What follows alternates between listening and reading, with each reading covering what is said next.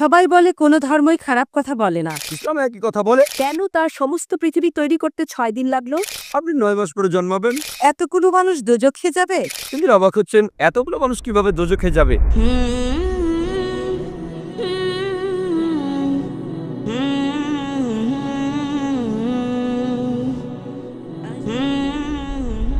সবাই বলে কোনো ধর্মই খারাপ কথা বলে না, কিন্তু মুসলিমরা কেন অন্য ধর্মের লোকদের ইসলাম গ্রহণ করতে বলে? বোন, আপনি বললেন সব ধর্মে ভালো সব কথা থাকে, কিন্তু মুসলিমরা আমাকে ইসলাম গ্রহণ করতে বলে কেন? অন্য যেসব ধর্ম আছে সেগুলো যা বলে তার বেশিরভাগ কথাই ভালো, তবে ইসলাম ভালো কথা বলার পাশাপাশি আপনাকে দেখাবে কিভাবে সেটা অর্জন করতে হয়। আমি উদাহরণ দিয়েছি, সব ধর্মই বলে চুরি করো না, ইসলাম একই কথা বলে, তবে ইসলাম দেখিয়ে দেয় কিভাবে সেই অবস্থানে যাবেন যেখানে কেউ চুরি করে না। জাকাত দেন, সাহায্য করেন, এরপর কেউ চুরি করলে তার হাত কেটে ফেলেন, তাহলে চুরি করা বন্ধ হয়ে যাবে, কোনো অপরাধ থাকবে না। এজন্যই আমি বলেছিলাম যে ইসলাম ভালো কথা বলার পাশাপাশি আপনাকে দেখিয়ে দেবে কিভাবে সেটা অর্জন করতে হয়। যদি সর্বশক্তিমান আল্লাহ যে কোনো কিছুই তৈরি করতে পারেন, কেন তার সমস্ত পৃথিবী তৈরি করতে 6 দিন লাগলো? বোন প্রশ্ন করলেন যে আল্লাহ যদি যে কোনো কিছু সৃষ্টি করতে পারেন তাহলে কেন 6 দিন সময় নিলেন।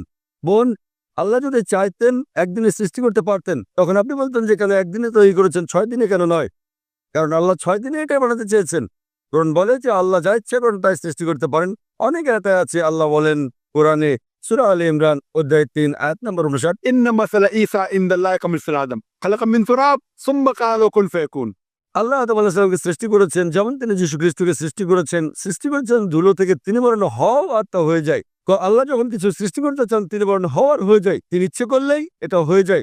আল্লাহ যদি ইচ্ছে করেন আপনি 9 মাস পরে জন্মাবেন, তাহলে আপনি 9 মাস পরে জন্ম নেবেন। আল্লাহ যদি চান 1 সেকেন্ডে, তাহলে মাত্র 1 সেকেন্ডেই। তো আল্লাহ চাইলেন যে তিনি কোনো কিছু 6 দিনে সৃষ্টি করবেন, তাই তিনি করলেন। পৃথিবীতে অনেক মানুষ ভুল কাজ করছে, আমার ভাবতে খুব অবাক লাগে, এতগুলো মানুষ দোজখে যাবে? তিনি অবাক হচ্ছেন এতগুলো মানুষ কিভাবে দোজখে যাবে। আমাদের এই জীবনটা হলো পরীক্ষা। আপনারা যদি ভালো করে দেখেন যে নিচু গ্রেডের পরীক্ষাগুলোতে বেশিরভাগ ছাত্র পাশ করে, তবে উপরের লেভেলে গেলে সেখানে পাশ করাটা কঠিন। উদাহরণস্বরূপ কোনো কঠিন পরীক্ষায় বসেছেন, যেমন মেডিকেল কলেজে ভর্তি হতে গেলে আপনাকে পড়তে হবে, খাটাখাটনি করতে হবে, পড়াশোনা করতে হবে। একইভাবে বেহেশতে যেতে গেলে এটা সহজ কাজ না, এটা মেডিকেলে ভর্তির চেয়েও অনেক কঠিন কাজ। তাই এটা আসলে পরকালের জন্য পরীক্ষা। যারা আল্লাহর নির্দেশগুলো মেনে চলবেন তারা ইনশাআল্লাহ বেহেশতে যেতে পারবেন। আশা করি বোন উত্তরটা পেয়েছে।